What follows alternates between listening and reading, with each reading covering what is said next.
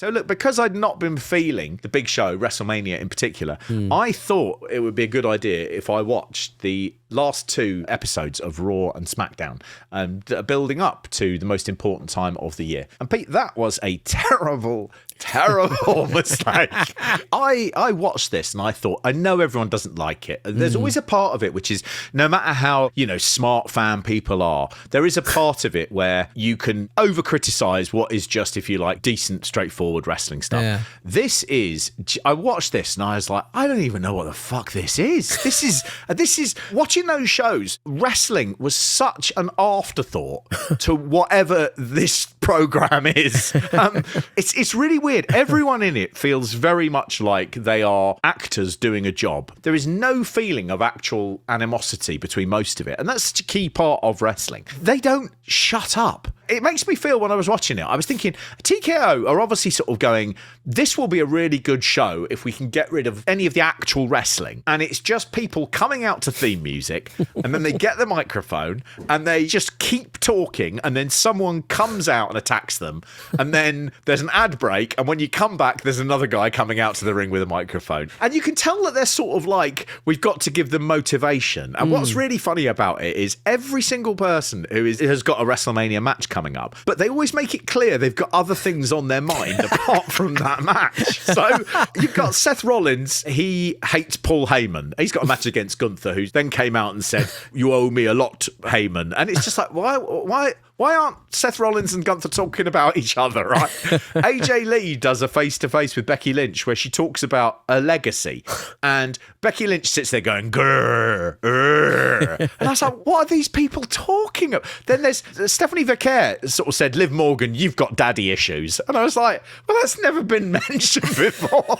It's nothing to do with what they're doing. And then you've got CM Punk opening up Raw, and he's got a real bee in his bonnet about Pat McAfee, a man who, let's make it clear, is not just not in his match, they're not even on the same night as WrestleMania's, right?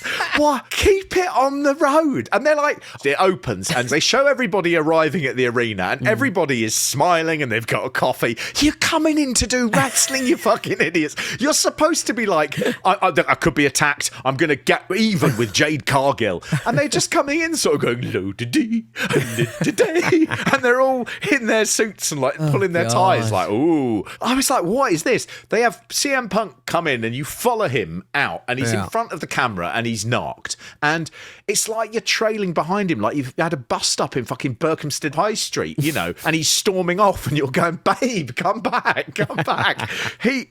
So he sits down grumpily in the ring with his legs crossed. And I did look at him and I thought, you're my age. And to confidently sit down with your legs crossed, you're going to need a cutaway to stand up again, aren't you, really? You are having to roll onto your knees and then up, and you can do a little jump as you get up, but you will have a head rush. You will have a head rush. So like, whoa, steady. Whoa. And 3 days later, you'll be in the GP and you'll go, yeah, you've got loads of what we call shin splints. Bubbles. You've got blood bubbles. You weren't trying to get up out of a cross-legged seating position, were you? At your age. Were you trying to pretend you care about Pat McAfee again?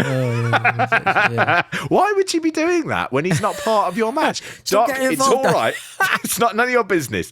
So Punk sits down and he Doc comes Hendricks, please stop. If you're a real doctor, why do you smell so much of wild turkey? He says, they're in Houston. He says Houston has a wrestling history. This is a Paul Bosch territory. And there is a cheer. And he goes, Houston Wrestling, which was the name of Paul Bosch's program. Right. Nothing at all. And he starts getting watted as this happens. What? He starts getting watted as always a sign that things are not going well. And then he begins comparing himself to the old timers in the business, and he starts talking about that's what dreams are about. And I was like, what on earth is this man talking about? Why is he out here doing this? Yeah. Haven't you got a match coming up about Roman Reigns at WrestleMania next week? The thing about a dream is a reality becomes a... What is this? he then obviously notices the crowd are silent. He just shouts out, absolutely out of nowhere, "Is it great to be alive in Houston or what?" Oh my God, that's like, are you ready for the Arctic Monk? Not even Arctic Monks. Are you ready for like the magic numbers? Are you ready to watch the magic numbers? You can do better than that. Yeah, it really is that. And they didn't give him very much. I had no idea what any of this opening was about at all. And it was so slow. And all I could think was, imagine if you were like 12 and your dad's got Netflix and you go, "Oh, finally I get to watch wrestling. I know all the big characters." And you sit this and you just go, "What is this? What on earth? What are these boring men sitting around talking about?" He then gets onto Roman Reigns. He says, "Unlike you, Reigns, I'm cousinless." It reminded me of Mother Love from Arrested Development. It's, like a thing that doesn't exist that you're upset. I'm cousinless, actually. Like, why are you so into your cousins? No, it sounds like he wants to get up close and personal with his cousins. I hear cousins is really good. Because if Roman hates me, that tells me I'm exactly where I need to be. Fraud-checking goofs like him who hate me because I won't trade my authenticity for approval.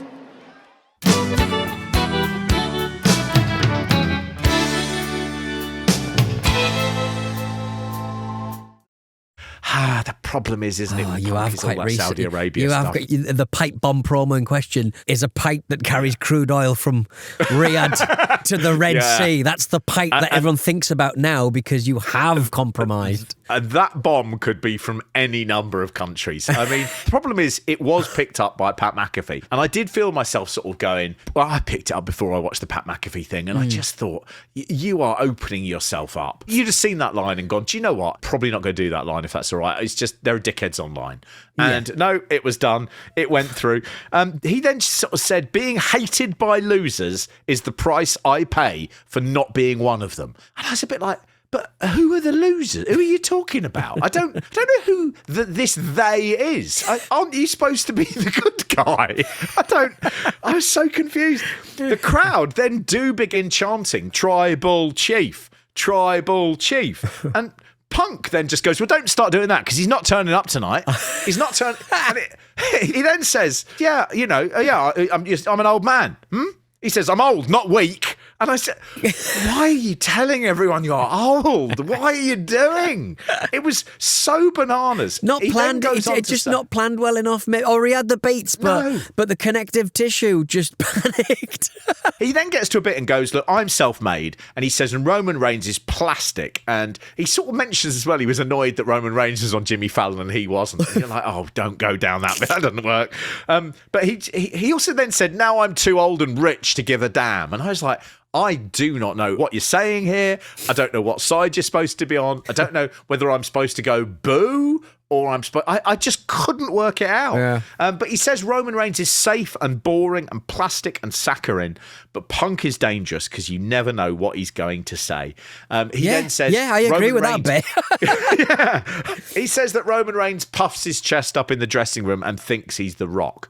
And he says at least The Rock is a Hollywood superstar, or was a Hollywood superstar. And I was just like, why are we bringing in more people to this to kind of go, everyone you've ever heard of, right, is shit, all right? You know everyone that you like in wrestling, awfully shit. It was... I could not understand it. Now, Punk began to get booed in this as well. Yeah. And then he leans into being bitter, and he did a line that got picked up a lot, which was, he then called Reigns a buck-toothed Nepo baby who ate dog food in an angle for a weird old man. I don't think many people remembered the dog food angle with Roman Reigns. They did show it on SmackDown, as a way of kind of going, look, this isn't just spouting absolute ridiculousness. I just thought it was him sort of saying that he was like the biggest dog in the yard, or all that stuff. No, there was the thing where there was some dog food in front of him, an angle that nobody remembers. Right, okay, and I see. He's talking about Vince McMahon. He describes him as a weird old man. I mean, that's generous. That is generous. That is generous, but also kind of like you working for a company who has to own a certain amount of that man's work, I suppose. So. And you would think I'm done, but I'm not, because everybody's getting it tonight. Pat McAfee! You want to talk about ticket sales? Do me a favor. Call up that agent that was foolish enough to shoehorn you into this business and this show and tell him to lower the ticket prices. That is one of those things that does sound like wrestling, but actually, that's the thrilling section there. Yes. Because in the past few months, Pat McAfee's agent has been Ari Emanuel, who is part of the talent agency who own WWE's parent company, TKO. Yeah. He is widely reported to have been the person who said the mystery person, let's put him in the main event, should be Pat McAfee.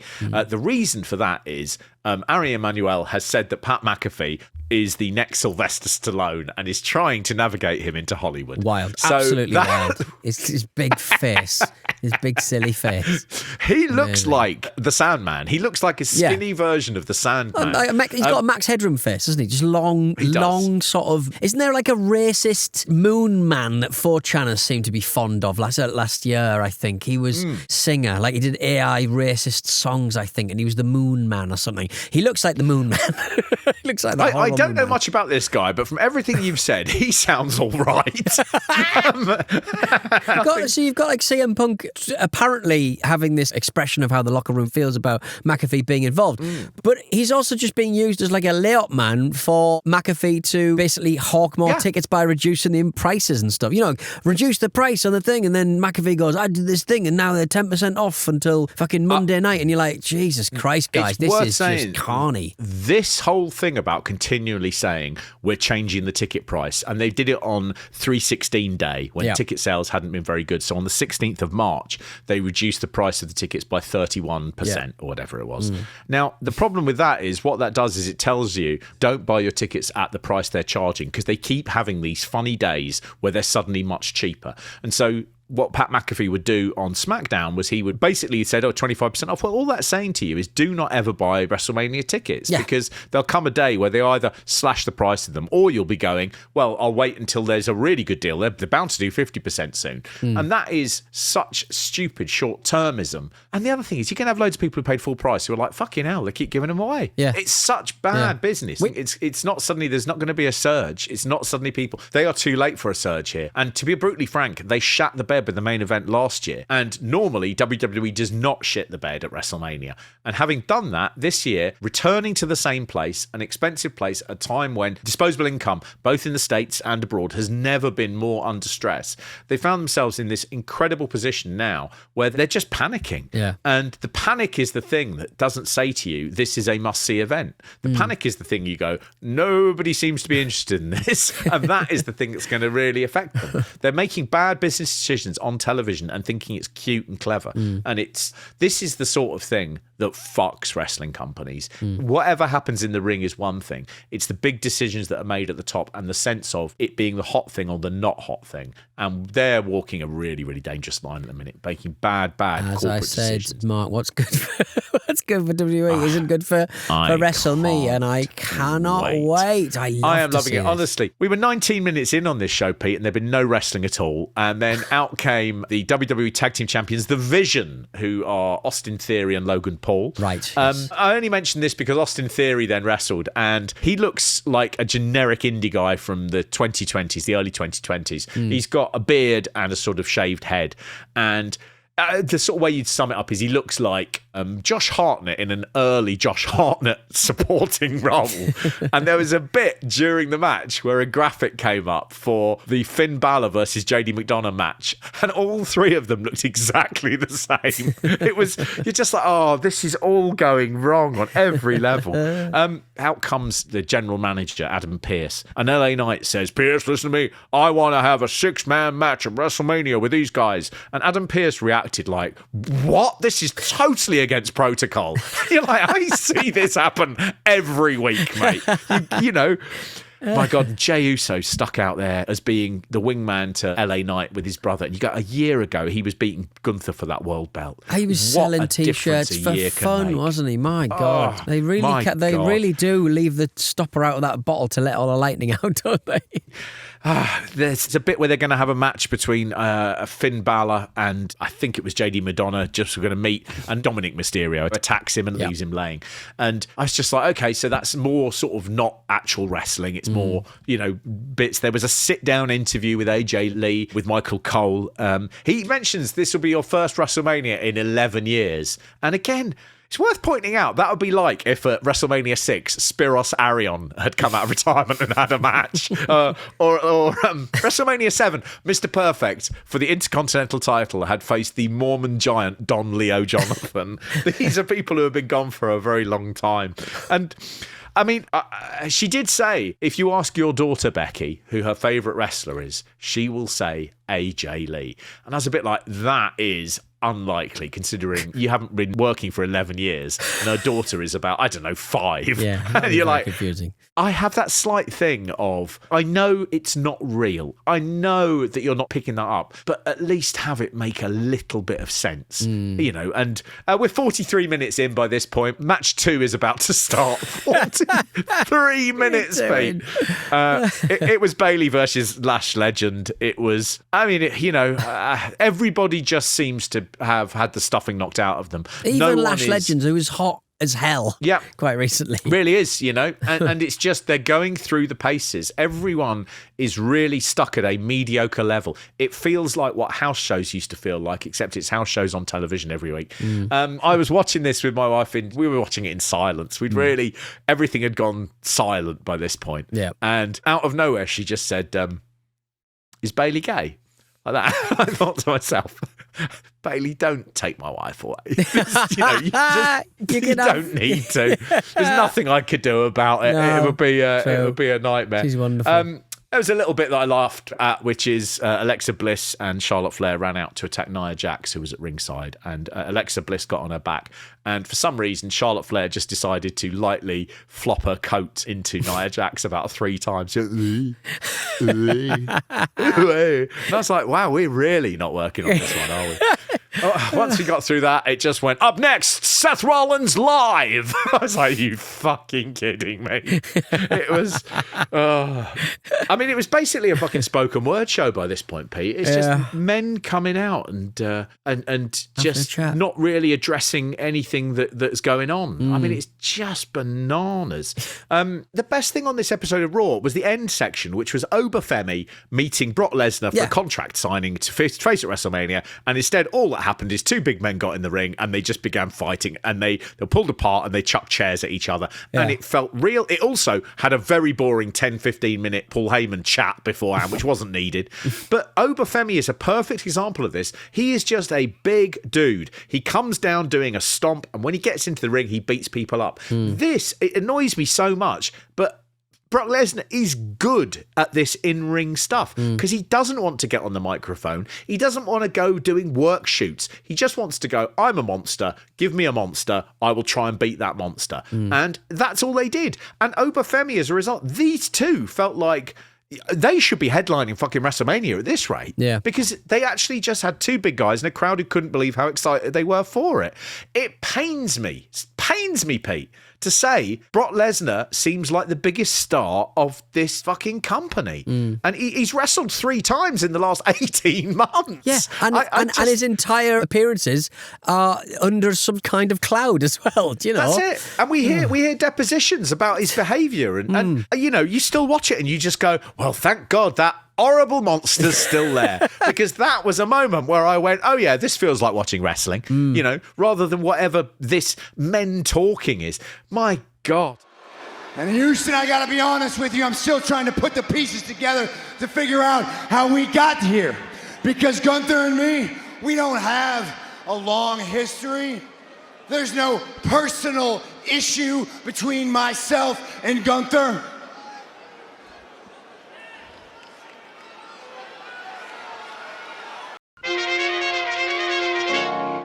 the show opens and the commentator just says, Pat McAfee is on the way. It's like, he's coming. Is he good? Because I was about to turn off, but now I know Pat McAfee's going to be here to ruin it. I am going to watch. Nick Aldis told Cody he's not allowed to put his hands on Pat McAfee tonight. And Cody says, who are you taking orders from? And then Jelly Roll appears next to him. And the first thing he says is, where's Pat McAfee? And I was like, my God, what? Why is this I like about it is as well because like they've got so much money to make and they can't make it all in North America. No. But they're still going for people like Pat McAfee who, as discussed, we have no frame of reference. And the world is a big place and the amount of money spent outside of America must come to more than what is spent inside America on the WWE. It just has to be just by balance. But also Jelly Roll as well. Jerry Rolls. Like again, one of those kind of, is he country rap? I don't really know. Is it Post Malone again? I don't know. I just do not know his stuff. He's one of those guys who Cody Rhodes says to him, don't worry about Pat McAfee, he says, because he says the match at WrestleMania could be good if he was out of the way. And it's like, oh my Jesus Christ. The problem really comes is that they don't have a storyline reason why Pat McAfee is there. They don't have a reason for it. Poor Wade Barrett as well during this. Every time I cut back to him, he looked genuinely in pain the whole time. His hair's gone entirely grey, almost overnight, right? And he's sitting there and he's just staring at that camera when it's on him. Just like, him in the ring. Oh, I know he's fucked and he can't do it. I'd just put him in the ring. I'd give him to Gunther. That's it. Let Gunther put them all out of their pain. Pat McAfee, I mean, there's a bit where he had the backstage interaction with Jelly Roll to silence from the audience. And Jelly Roll says, why are you here, Pat? And Pat McAfee says, it's a lot bigger than you can imagine. Oh, that fucking line. Just say, I don't know. I don't know. And you're then going, you think this is bad. Off Pat McAfee walks and he goes, I got to go and save the business with Randy Orton. He says in the Orton bit. With Randy it was just like, Orton. Jeez, I gotta go save the business with Randy Orton. Yeah, well, I got to save the business with Randy Orton. And it was just with like... Cowboy Bob Orton. I got to go save the business with Randy Orton. He was giving the fingers. They were blocked out. They moved the cameras so they didn't pick them up. And every time, this ain't your daddy's WWF attitude, is it? Pat McAfee is protected by an invisible suit of armour from the powers that be. So I think actually that was Wade Barrett. I'm not going to miss this opportunity. Pat McAfee is protected by an invisible suit of armour from the powers that be. And the powers that be. That is absolute Vince Russo, late 2000s WCW booking. He used to it in TNA. Yeah. Always the powers that be. Yeah. Unknown forces and all that business. Oh, man. He then did a rejoinder in the ring, Pat McAfee, to CM Punk. He said, did you like what he had to say on Monday when he called me Pat McAfee? He said. And I've written it down word for word, Pete. You're going to enjoy this. See, for me, an adult with a brain, it's hard to take serious because as CM Punk was talking the other night about a lot of people who are a lot more important, a lot more famous, and a lot more in shape than him, it was hard for me to get past the fact he was wearing a WWE officially licensed CM Punk jacket. Underneath that was a WWE officially licensed t-shirt from WWE.com. He's got 283 things for sale for all of you.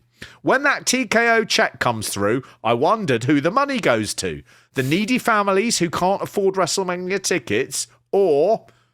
And it felt like he was suddenly a bit like, I'm second-guessing doing this. This is going to get me in trouble. Or, just simple question, I have a sneaking suspicion that the money from the TKO merch account goes into the bank account titled, sorry, Saudi Arabia. And I listened to that and I was like... Everyone in that audience is wearing a WWE t-shirt. Yeah.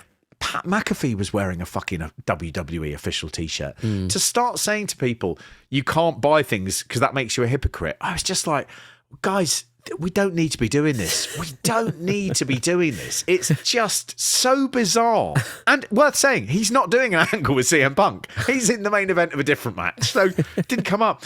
He then said, I'm a man of action. I'm an agent of change. Everything he, CM Punk, says he is, I actually am. And when he mentioned that ticket prices were too high, especially when sloppy fat bag of bones CM Punk is one of the main eventers, I couldn't help but agree. If it wasn't for Randy Orton, why would anyone want to spend their money to watch WrestleMania? When they write the book, Pete, about how it went from being the hottest wrestling promotion in the world to shutting its doors in 3 months' time. That speech will be a big part of it. And that is having one of your performers come out who nobody is into, who has got a tangential relationship to a main event, who is not making anything cool with the locker room and the way that they feel. Having a man come out, even in character, and call one of your WrestleMania headlines a sloppy fat bag of bones, right? And then say the line, why would anyone want to spend their money to watch WrestleMania? That is absolutely. He then gives 25% off the Saturday show. He called Ram Trucks one of the sponsors. And I said, hey, Ram Trucks. Obviously, they'd asked to be mentioned twice to allow that to happen. Money, if I was Ram Trucks, I would have been getting that offer. Them going, we want to give you 25% off and we'll mention you. I'd go, this offer isn't going to be vocalised by Pat McAfee, is it? Because can we have literally anyone else? yeah, is Jimmy Snooker still available? Someone less damaging. And Cody Rhodes comes out and he says Pat McAfee can get a replica belt and he can do his entrance. They'll give him that and he can live out his WWE superstar fantasy. And I thought to myself, what, like all of these fucking fans are? This is just a nightmare. Every time they say a line, you're like, oh, you're not fans. You're not normal people who are writing this. And you're getting it so wrong. And you're standing here and you're doing catchphrases and you're talking about the Attitude Era. Hey, bud, that was 30 years ago. But I don't think most of the people in that arena really recognise the name Disco Inferno. The very fact is, he was referring to an angle that took place 30 years ago. That's like if Scott Hall and Kevin Nash talked about the third man in the NWO, and instead of Hulk Hogan, it was Disco Inferno. Now Randy Orton's backstage. He's beating up Jelly Roll, and Cody is all conflicted. No idea why he's suddenly into Jelly Roll.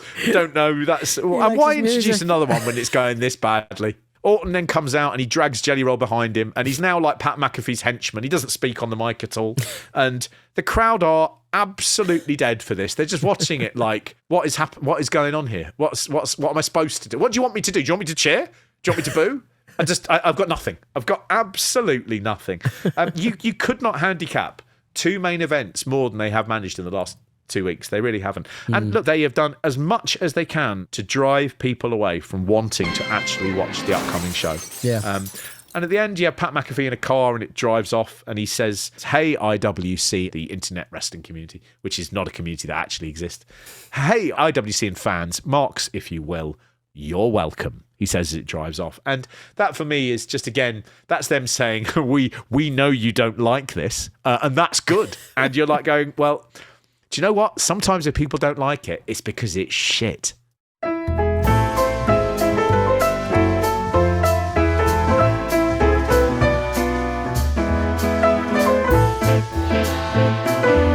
WrestleMania is hitting the jackpot in Las Vegas. Not an actual jackpot, more a jackpot in which we spend thousands of pounds to watch Pat McAfee do something, even though we don't know who he is because we're British. Why do I turn on Patreon and I see all of Gorilla watching WrestleMania episode after episode after episode? We'll be upsetting our families and leaving them for Sin City for 7 whole nights, reporting from the very best indie shows. WrestleCon will be taking our yearly Uber to Walmart and messing around in there, and hoping against hope that everyone makes it out alive.